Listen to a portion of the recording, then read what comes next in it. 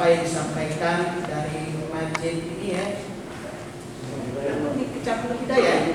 Ya, Hidayah dan yang lain juga dari perwakilan firma Masjid Agung ya, dari KUA di lapangan. Jadi bapak-bapak yang kami hormati, pemerintah ya itu tidak ada maksud dan tujuan untuk melakukan suatu hal yang tidak baik, tapi masalah keagamaan. Tetapi ya kita meminta agar hal-hal yang tidak diinginkan terjadi di masyarakat itu semakin hari semakin bertambah, dan itu akan membuat beban bagi masyarakat itu sendiri, bagi pemerintah sebagai penyelenggara negara ini. Maka oleh sebab itu semaksimal mungkin sesuatu hal yang dapat meningkatkan dari penyebaran COVID-19, varian baru khususnya di Kota Palembang ini, semaksimal mungkin untuk dapat ditekan agar sampai terjadi menyebar kemana-mana, utamanya di tempat-tempat ibadah. Karena tempat ibadah ini tempat yang suci, benar tadi apa yang disampaikan kepada Allah, tempat kita mengadu, Allah yang mendatangkan, Allah yang mengirimkan, Allah juga yang menyembuhkan dan segala sesuatunya. Benar, saya sepakat itu. Tetapi bapak-bapak, ya, karena memang situasi Kota Palembang yang menurun dari kesehatan, ya situasinya ya merah dan oranye ini tidak turun-turun. Sementara ketika kita mengadakan kegiatan-kegiatan yang mengumpulkan orang banyak, termasuk berjamaah dan sebagainya, itu akan semakin cepat kita meningkat daripada COVID-19 ini.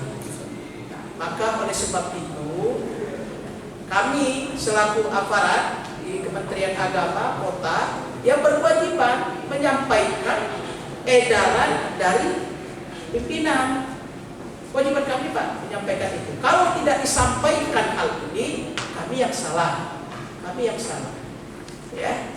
Nah, seperti tadi informasi bahwa apa yang disampaikan oleh Antum tadi Ustaz, bahwa ya merasakan, saya juga pernah merasakan Pak. Saya pernah di jalan tol Pak. Kalau tidak Allah yang turun tangan, tidak masuk akal di saya. Kecepatan 120 tapi tidak ada tersentuh satu dikit. Kalau secara logika di jalan tol itu udah putar-putar sampai puluhan kali, nabrak sampai ke nabrak pagar ya. Iya, pembatas. Logikanya pasti dipanggil oleh Allah. Tapi karena Allah turun tangan, benar yang dirasakan itu, ya. Jadi oleh sebab itulah ini bisa dilakukan di masjid, bisa dilakukan di rumah, bisa dilakukan di jalanan, bisa semua kita mengingat Allah Subhanahu wa taala. Nah, maka oleh sebab itulah ya pemerintah tidak menginginkan masjid ini disamakan dengan mall. Ya, jangan disamakan dengan pasar. Kalau kita kebutuhan pokok misalnya tidak beli ke pasar kemana lagi, tidak beli ke toko kemana lagi. Tapi kalau ketika melaksanakan yang sunnah, bisa dilakukan di masjid, bisa juga dilakukan di rumah. Nah, maka oleh sebab itulah masjid, pemerintah tidak pernah melarang untuk menutup masjid. Masjid dibuka seluas-luasnya, musola dibuka seluas-luasnya. Tetapi yang dihindari adalah kerumunan.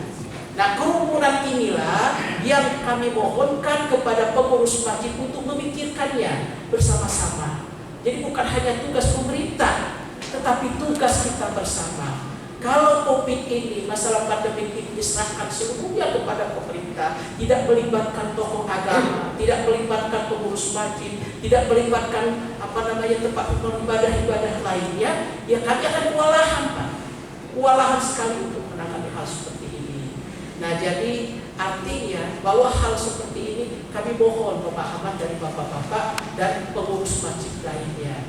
Kalaupun tadi ada informasi dari Kaledoni ya, ada pengurus Masjid Besar yang tidak melaksanakan, juga jangan dijadikan waduh takut katanya, takutlah dengan manusia daripada yang Maha Kuasa. Jangan juga seperti itu. Ya. Tapi jangan juga yang masjid mungkin ada yang betul ini tetap melaksanakan ibadah, jangan juga dijadikan cemoohan bagi yang lain. Ya, bagi yang lain. Kami tidak menyuruh, tidak melarang. Itu maka tidak nyuruh, tidak melarang.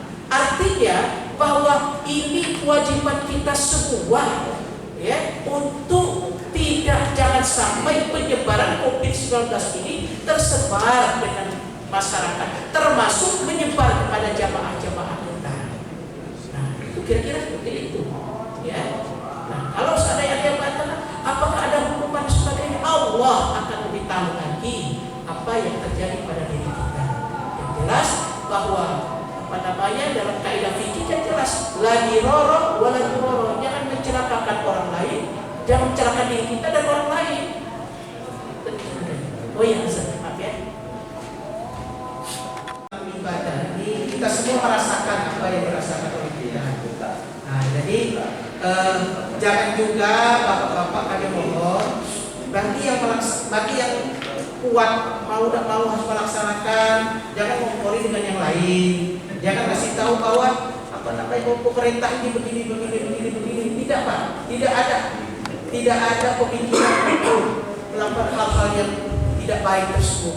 Pemerintah mana yang mencelakakan rakyatnya? Tidak ada satupun pemerintah di negara yang ada di dunia ini.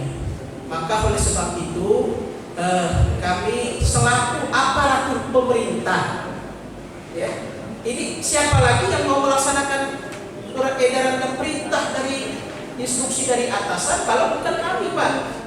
Kan gitu kan? Dan dengan siapa lagi kami harus menyebarkannya kalau bukan dengan masyarakat, dengan rakyat. Nah, oleh sebab itulah kami mohon untuk dapat pengertian kita semua. Ya. Kemudian yang alhamdulillah ya Masjid Agung tidak melaksanakan seperti yang kita duga. Ya, jadi beliau itu sudah sampaikan kepada kami tidak melaksanakan sholat id secara besar-besaran dan sebagainya, tidak melaksanakan. Jam 6 sudah tutup, tidak ada pelaksanaan ibadah lagi. Yang pelaksanaan kurban saja ya. Jadi artinya apa yang disampaikan oleh pengurus masjid tadi ya, kepada masjid ya memang begitulah ya, karena memang situasinya Masjid Agung itu menjadi barometer bagi masjid-masjid yang lain. Jadi kami juga berharap sama halnya dengan masjid-masjid besar yang ada di kecamatan, yang dipimpin oleh bapak-bapak selaku ketua masjid besar di kecamatan masing-masing. Dan kami juga mohon kepada bapak-bapak ya untuk tidak mengajak atau menjadi provokator ya bagi pengurus-pengurus masjid lainnya, bahwa ya apa yang kami sampaikan tadi itu merupakan yang menyampaikan surat edaran. Kemudian yang terakhir, apa yang kami sebutkan pertama tadi Pak Wali Kota ya dengan Kemenang, dengan Polres, dengan Dandim tidak akan mengeluarkan surat edaran seperti kemarin. Ya, karena surat edaran sudah jelas, surat edaran dari Menteri Dalam Negeri dan Menteri Agama. Dan saat ini bahwa Kota Palembang sedang menerapkan PPKM Mikro. Kalau PPKM ini dilaksanakan sudah ada ketentuan yang diatur oleh pusat. Dan kami mohon untuk dimaklumi.